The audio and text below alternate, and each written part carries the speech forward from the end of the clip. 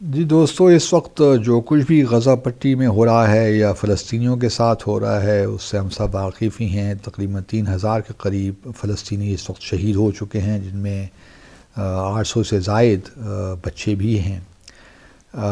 اسرائیل نے محاصرہ کر رکھا ہے، ایئر اسٹرائکس ہو رہی ہیں، اور اب گراؤنڈ آپریشن کی بھی تیاری کی جا رہی ہے، اور کہا ہی جا رہا ہے کہ جب تک حماس کو ختم نہیں کیا جائے گا اس وقت تک یہ آپریشن جاری رہے گا۔ اب معلوم نہیں ہے کہ حماس کو ختم کیا جا سکتا ہے۔ میرا تو خیال یہ ہے کہ یہ ایک تحریک ہے، ایک نظریہ ہے، اس کو ختم نہیں کیا جا سکتا۔ اگر آپ 200 حماس کے لوگوں کو شہید کر دیں گے مزید تو کیا فرق پڑے گا؟ فلسطین کا بچہ آزادی مانگ رہا ہے، اپنے حق خود ارادیت کی بات کر رہا ہے، تو کیسے ممکن ہے کہ آپ 6 یا پورے جو 12 ملین کے قریب فلسطینی ہیں ان کے ذہنوں سے فلسطین کا جو ہے وہ ان کے ذہنوں سے نکال دی؟ یہ ممکن نہیں ہے۔ لیکن بہرحال چونکہ اس وقت بنجامن نتن-یاہو ڈومیسٹکلی بڑے کمزور ہیں، لوگ یہی کہہ رہے ہیں کہ انٹیلیجنس فیلیور بھی ہے، پھر وہ کرپشن کیسز میں بھی ہیں، تو ان کو ایک فیس سیور تو چاہیے، اور فیس سیور تبھی ہوگا جب وہ حماس سے کچھ لوگوں کو شہید کریں گے اور اس کے بعد آ کر کہیں گے دیکھیے جی ہم نے اپنا کام ختم کر دیا۔ لیکن دوسری طرف ہم دیکھ رہے ہیں کہ حزب اللہ جو کہ لیبنان میں موجود ہے، انہوں نے بھی کچھ فائرنگ کر رہے ہیں، وہاں بھی ایک 2 فرنٹ سچویشن اسرائیل کے لیے پیدا بھی ہو سکتی ہے اور ہو رہی ہے۔ اب گراؤنڈ آپریشن کب شروع ہوتا ہے اس پہ بہت انحصار ہے کہ کس طرح معاملات آگے چلیں گے۔ تاریخی اعتبار سے تو دیکھیے مغربی دنیا ذمہ دار ہے ساری صورتحال کی، لیکن میں سمجھتا ہوں کہ مسلم دنیا کا بھی بڑا ہاتھ ہے جو آج کی صورتحال ہے۔ گو کہ اسرائیل بنا، بیلفور ڈکلیریشن ہوا 1917 میں، اس کے بعد 1948 میں زائنسٹ اسٹیٹ بھی بن گئی، لیکن 2-3 مواقع ایسے آئے جب ہمیں یہ محسوس ہوا کہ شاید اب فلسطین کا معاملہ حل ہو جائے گا۔ پہلی بار تو جب پی ایل او کے لیڈر یاسر عرفات جب انہوں نے اسرائیل کو تسلیم کیا 1978 میں، اور کیمپ ڈیوڈ ایکارڈز ہوئے، وہاں پہ یہ فیصلہ کیا گیا کہ فلسطین کی ریاست کے لیے اب بات چیت ہوگی، لیکن اس کے بعد ہم نے دیکھا کہ وہ معاملات آگے نہیں بڑھے۔ پھر اوسلو ایکارڈز شروع ہوئے، وہ بھی اس میں بہت سی اچھی باتیں ہوئیں، اور 2 اسٹیٹ سلوشن کی بات بھی ہوئی، لیکن وہ بھی ایک لحاظ سے آگے کامیاب نہیں ہو سکے۔ اور پھر 2018 میں ہم نے دیکھا کہ امریکہ نے ایک اور انیشیٹو لیا، ابراہیم ایکارڈ شروع ہوئے، جس کے تحت بہت سے خلیجی اور عرب ممالک نے، جس میں بحرین، سوڈان، موراکو، یو اے ای وغیرہ شامل ہیں، انہوں نے اسرائیل کو تسلیم کیا۔ یہ بھی ایک وقت تھا جب یوں محسوس ہو رہا تھا کہ شاید اب فلسطین کے معاملے میں کچھ پیش رفت ہو، اور خاص طور پہ یو اے ای کا جو معاہدہ تھا اسرائیل کے ساتھ، اس میں تو بڑے واضح طور پہ لکھا ہوا تھا کہ اسرائیلی جو ہے یہودی بستیاں ہیں خاص طور پہ مغربی کنارے پہ، وہاں بند کر دے گا، لیکن اس پہ بھی عمل درآمد نہیں ہو پایا۔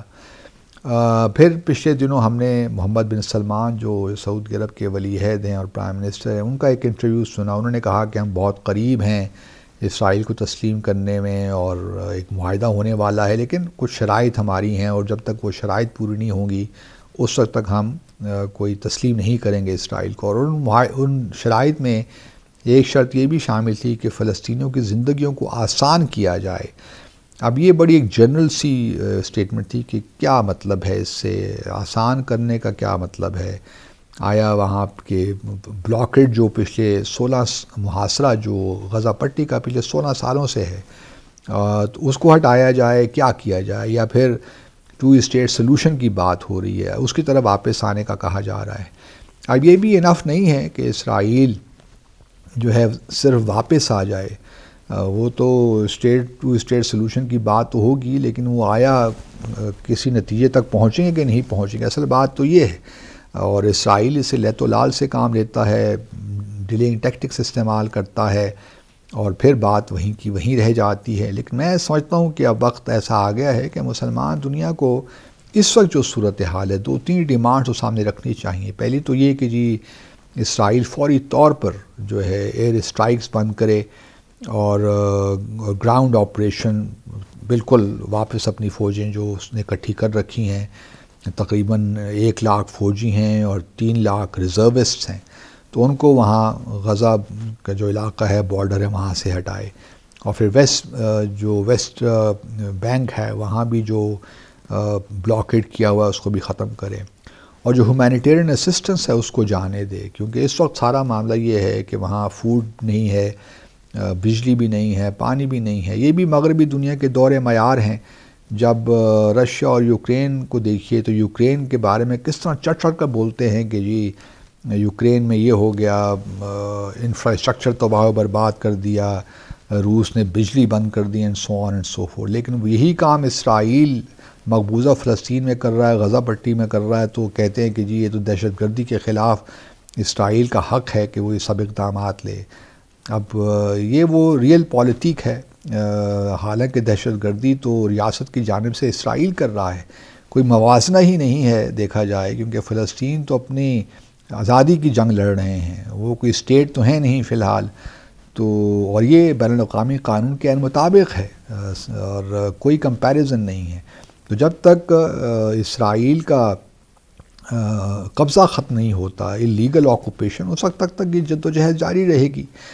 تو پہلا تو کام یہی ہے کہ ہیومینیٹیرین اسسٹنس پہنچائی جائے، اسٹرائکس ختم ہو، اور پھر میرے خیال میں اگر اسرائیل نہیں مانتا کہ وہ 2 اسٹیٹ سلوشن کی بات کرے یا مذاکرات کی جانب آئے، تو عرب دنیا کو چاہیے کہ وہ جو اپنے سفارتی تعلقات ہیں ان کو تو ختم کرے، یا ابراہیم اکارڈز کو ختم کرے، یا پھر ڈاؤن گریڈ کریں اپنے تعلقات کو، کچھ نہ کچھ تو ان کو ایک ایکشن لینا پڑے گا۔ اب یہ نہیں ہو سکتا کہ بالکل اس فلسطین، کیونکہ فلسطینیوں کو ایک لحاظ سے ابراہیم اکارڈز کے بعد تھوڑی سی ہوپ ہوئی، لیکن وہ بعد میں بالکل کلیئر ہو گیا کہ عرب دنیا بھی اب آہستہ آہستہ فلسطین کے معاملے سے پیچھے ہٹ رہی ہیں، اور براہ راست جو ہے 2 طرفہ تعلقات قائم کر رہی ہیں اسرائیل کے ساتھ۔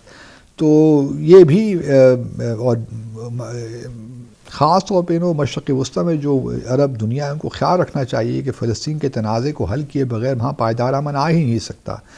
تو اسرائیل کو میرے خیال میں مجبور کرنا چاہیے، اور اس وقت جو دنیا کے ڈائنامکس ہیں اس میں مجھے لگتا ہے کہ اگر عرب دنیا یکجا ایک ساتھ کھڑی ہو جائے تو کچھ نہ کچھ نتیجہ نکل آئے گا۔ لیکن کیا یہ ممکن ہے کہ عرب دنیا تھوڑا سا اپنے تعلقات جو اسرائیل کے ساتھ انہوں نے قائم کیے ان کو تھوڑا پیچھے ہٹا کر اس کے آگے بڑھ کر سوچیں تو شاید کوئی خیر کی خبر نکلے؟ لیکن اس وقت جو تباہی ہو رہی ہے، اللہ تعالیٰ فلسطینیوں کو اپنے حفظ و امان میں رکھے۔ آپ دیکھتے ہیں OIC کا اجلاس 18 اکتوبر کو ہو رہا ہے، اس سے کیا نکلتا ہے؟ اس میں کوئی اگر یونائٹڈ پوزیشن لی جاتی ہے تو بڑا مثبت کردار ادا کرے گی۔ Let's hope for the best. لیکن اس وقت جو حالات ہیں دل واقعی بہت دکھتا ہے۔ اللہ اپنا کرم کرے۔